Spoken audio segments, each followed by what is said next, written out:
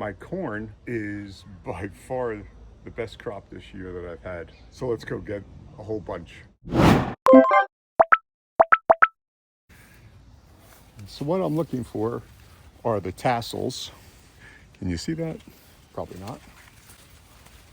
The tassels to be brown and really dry, and the ear to look pretty full. This one seems to fit the bill. So I'm gonna come right in here and pull it off. I mean, just from the outside, it looks like a nice ear of corn. So let's open it up and see what we got inside. Yeah. So this is just a nice ear of corn. And that's gonna be some good eating. But I'm gonna be harvesting a bunch of it. And there's quite a number of ears here that are ready to be harvested. So before any bugs or anything happens to them, animals, birds, raccoons, I want to get them in. So as I said, I'm looking for the corn tassels to be dry and fried, like that one. The ear to look full. And then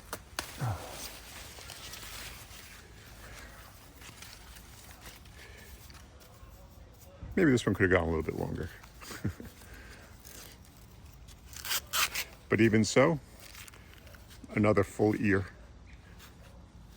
Delicious, sweet corn. So the string continues with my corn. Now we've got other ears here where you can see the silk is only just starting to turn brown at the bottom. Still very yellow at the top. And it's going to be a small ear too when it's finished. And that might not even be fully fertilized, pollinated. It'll still be a good ear. If not for me, for the chickens. The chickens love their corn. So I got actually two right next to each other.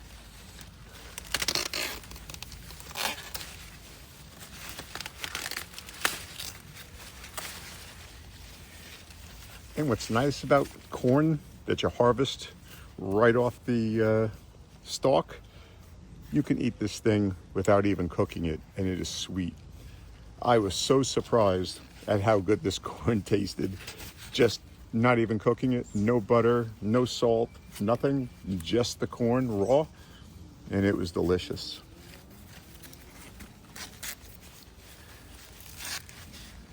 So, another good one, failure. But I've had no issues at all with this corn all year long.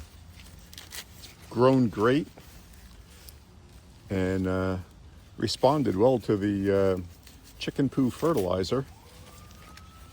So, as I said, I'm going to continue doing that.